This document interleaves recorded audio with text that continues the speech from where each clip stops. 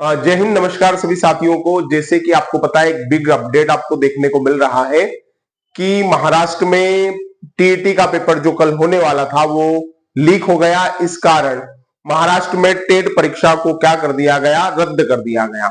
NEET paper leak के बाद ये राज्य में जो नीट का पेपर लीक हुआ था उसके बाद हम देखते हैं ये दूसरा पेपर है जो महाराष्ट्र में लीक हुआ है।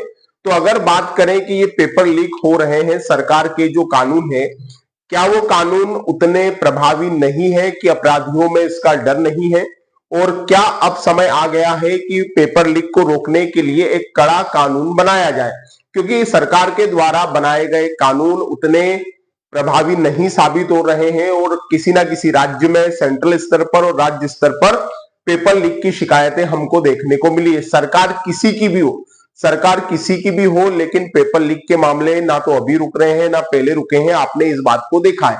तो क्या किया जाए, कैसे एक प्रभावी कानून सरकार को बनाना चाहिए, क्योंकि इसमें दोषी कौन है? दोषी दोनों पक्ष हैं। दोनों पक्ष कौन से?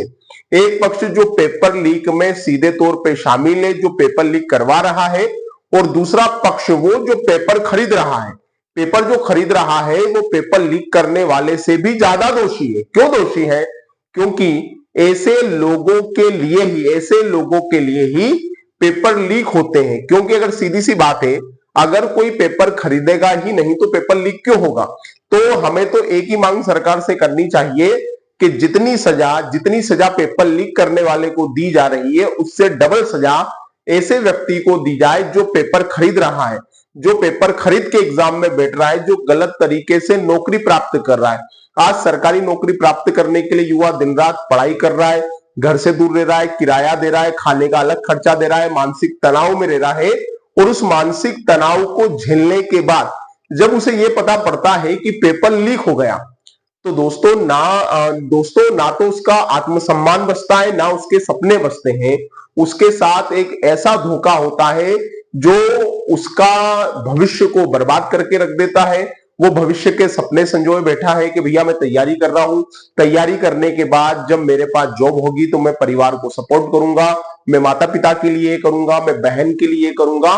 तो ये पेपर लीक जो है उसके सपनों को, उसके अरमानों को पूरा खत्म करके कर देता है। आप नहीं जानते कि सरकारी नौकरी की तैयारी कौन कर रहे हैं। तो देखिए, सरकारी नौकरी की तैयारी दो ही वर्ग के लोग करते हैं, एक मध्यम परिवार का लड़का और एक गरीब परिवार का लड़का। सीधी सी बात है, मध्यम वर्ग और गरीब वर्ग परिवार के लड़के सरकारी नौकरियों की तैयारी करते हैं। इनके सपने ज्यादा बड़े नहीं होते। इनका सपना होता है एक अच्छी जॉब मिल जाए, एक छोटा सा घर मिल जाए, माता पिता को हम अच्छे से रख सकें। लेकिन ये जो पेपर लीक की घटनाएं सामने आ रही हैं, ये कहीं ना कहीं समाज के मुंह पे भी तमाचा है कि हमारे समाज के बीच ऐसे लोग रह रहे हैं जो गलत तरीके से दूसरों का हक मारकर पेपर खरीदकर नौकरियां खरीद रहे हैं और पेपर लीक में शामिल है।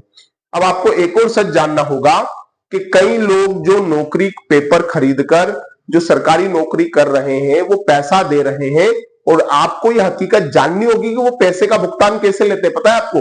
वो पेपर खरीद लेते हैं और सरकारी नौकरी प्राप्त कर लेते हैं, लेकिन विवाह में वो लड़की के पिता से दहेज की मांग करते हैं, और लड़की का पिता ये सोच करके परिवार अच्छा है, लड़के की सरकारी नौकरी है, वो उस दहेज को देने के लिए तैयार भी हो जाता है। तो दोस्तों, अब समय आ चुका है, सरकार को चाहिए कि पेपर लीक करने वाले और पेपर खरीदने वाले दोनों के ऊपर सख्त से सख्त कार्रवाई की जाए, ताकि छात्रों के सपने बचाए जा सके, छात्रों को बचाया जा सके, और देश के सिस्टम को भी बचाया जा सके जिनको ये पेपर लीक करने वाले सीधी चुनौती दे रहे हैं। तो ऐसी ही जानकारी के साथ हम मिलेंगे नेक्स्ट वीडियो में। तब तक के लिए जय हिंद, जय भारत।